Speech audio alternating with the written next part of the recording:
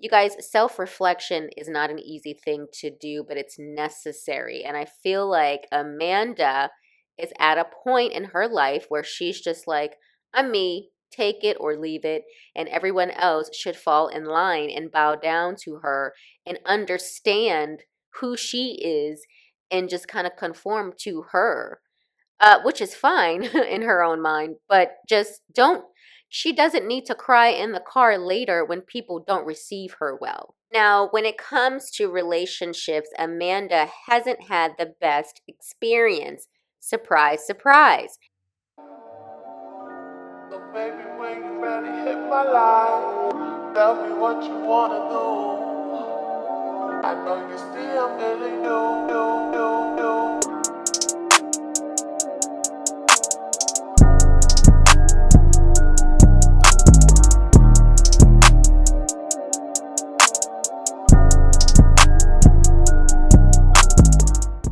Hey you guys, before we get into today's video, I just want to take time, as I always do, to thank all of my subscribers. Thank you guys so much for supporting my channel. If you're not already currently subscribed, what are you waiting for? Click that subscribe button right now. Also, I do have another channel called Brandy B Review TV. Navigate to the first comment pinned to the top to check that out. Also, like the video, you guys. Comment on the video. I want to hear your thoughts, so comment and like.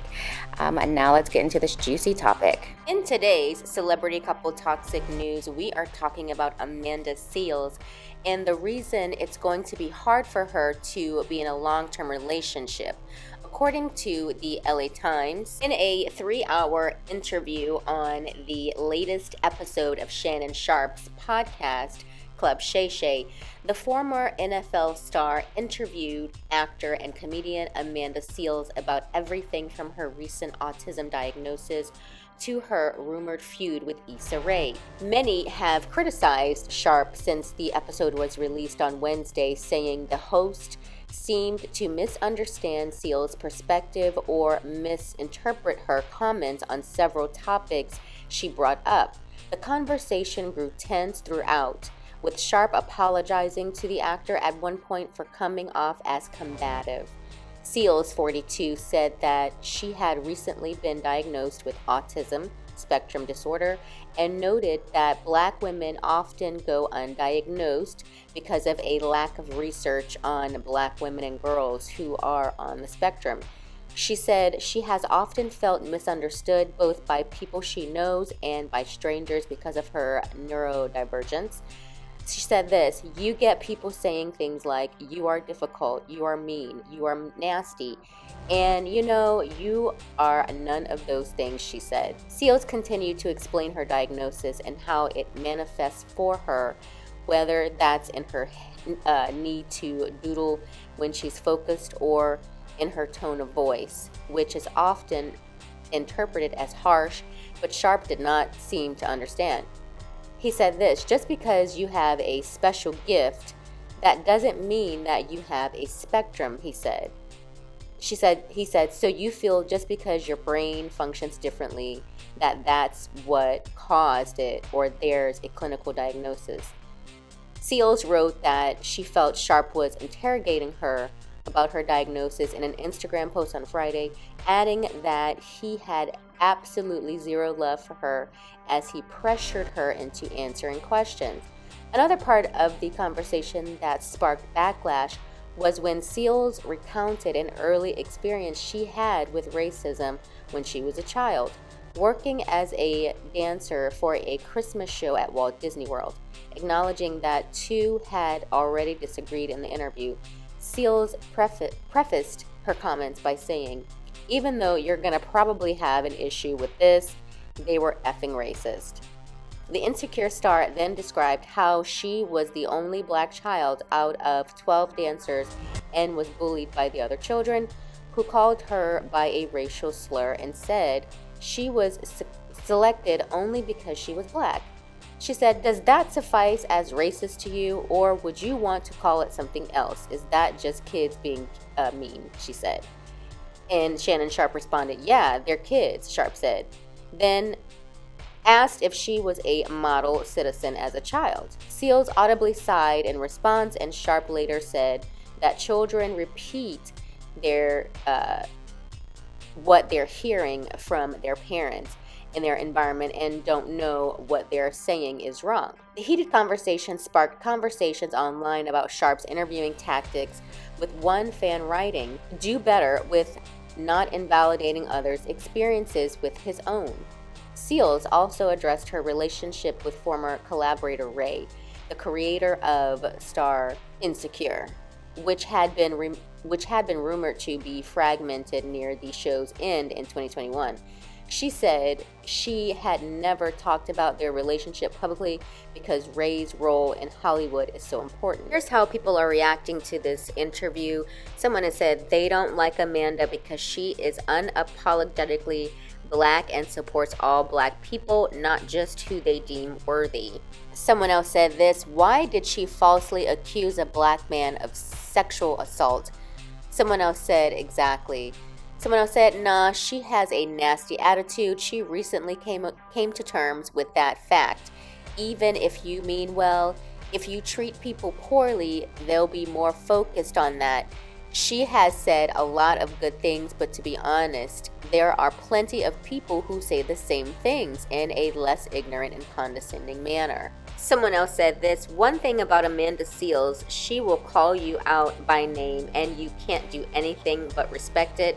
Someone else said, "Listen, Amanda is gonna always let you know how she feels. I like her and always have. She said what she said."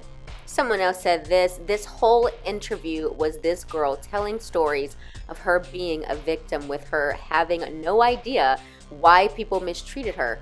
Anytime Unc would offer a perspective, she got crazy defensive and made the whole thing awkward." Someone else said, "Complimented a man for restoring the situation, but still found a way to bash another man. Shaking my head. My sisters, if you know this about your man, stop being with him. Don't stay and bash him. Leave him to heal you." Shaking my head.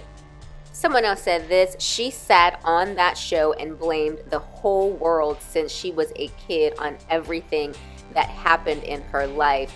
It was always someone else's fault." Also, someone else said this: "Was there ever a time in the interview where she was happy about anything, or where there was something she could have done differently without it being everyone else's fault?" Shout out to Kevin, though. Several people have said he looked out when they were down. You guys, everyone clearly has something to say about Amanda after this interview. A lot of people see hope in her for Black people. She has her own voice. She doesn't conform to industry standards. And then there are other people who are truly sick of her. She's extra. She has a nasty attitude. I am inclined to go with the side of Amanda being extra and annoying. However, on the flip side, I do appreciate how people are coming to her defense and supporting her personality type, because I do feel like what she does is commendable by standing her ground on things, but it is exhausting. Amanda, though, is a complainer to me. She's not solution-based. First off, in the beginning of this interview, Amanda stated to Shannon she knows she's been deemed as difficult, mean, horrible to work with, and the reasons people feel this way about her is because of her tone, the way she says things, and just her boisterous delivery on topics. Now, Amanda did express, as you guys heard, that she has autism on the spectrum and she has diagnosed herself. Not gonna go any further into that. I'm just gonna leave that there. Amanda is like that draining girlfriend who always has a problem, always riled up, always in some shit and in some drama. There are some people who just don't want to deal with that type of energy, and she wonders why industry people don't want to be around her. Tone matters. I myself had to realize this, and I'm a work in progress. I'm constantly working on myself on this because I just didn't want to make other people feel disrespected or feel like I'm talking down to them, especially my friends. You guys, self-reflection is not an easy thing to do, but it's necessary. And I feel like Amanda is at a point in her life where she's just like, I'm me, take it or leave it, and everyone else should fall in line and bow down to her and understand who she is and just kind of conform to her, which is fine in her own mind, but just don't. She doesn't need to cry in the car later when people don't receive her well. Now, when it comes to relationships, Amanda hasn't had the best experience. Surprise, surprise. 2 months ago, Amanda visited this relationship podcast to talk about her struggles with dating. So like you started out this podcast by saying like Amanda works so hard, like, you know, she's like really, you know, on her shit, etc. And I think a lot of women like myself suffer from smart woman, dumb girl syndrome. Explain that. Ooh, girl, I will leave this room. And what I consider smart woman, dumb girl syndrome to be is that we are like book smart. We are even like, we are savvy, like we might be career business smart. driven. Yeah. Yep. But we're not heart smart. So, and that doesn't mean that you don't have emotional intelligence. What that means is that like there really is a dynamic to like being in relationships with like cisgendered heterosexual men that like some women have mastered and that are able to understand. And like if you didn't have the right people around you, like growing up, you kind of never like learned those skills, you know, like I have a lot of skills. I never had those skills. I was also flat chested till like 98. So like I was also like a late bloomer. Yeah. And so there's just a constant work in progress around like my own. Now, the reason I'm discussing her love life in light of her interview with Shannon is because, one, my channel is based on celebrity relationship topics, and two, Amanda has stated she's always looking for love. If Amanda wants to find love, she's gonna need to probably date a type B personality man, aka a man who won't argue with her on anything, or she's gonna need to compromise, and I really don't see her compromising at all. I will say it's good that she's identified her issues in relationships and that she's in a constant state of healing herself. So maybe there is hope for her, but yeah, I just don't see Amanda experiencing any luck in relationships long term if she doesn't change her mindset just a little bit. Not saying she has to change who she is, but she may have to make a little adjustments, which is what you have to do when you're in a relationship.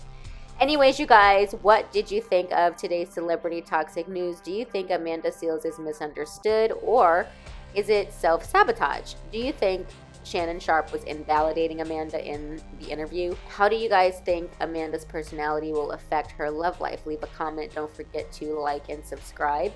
And I'll see you guys in the next video. Bye. Hi guys, don't forget to click that subscribe button. It lets me know you're enjoying the content I'm creating for you. Thanks for watching, and I'll see you guys in the next video.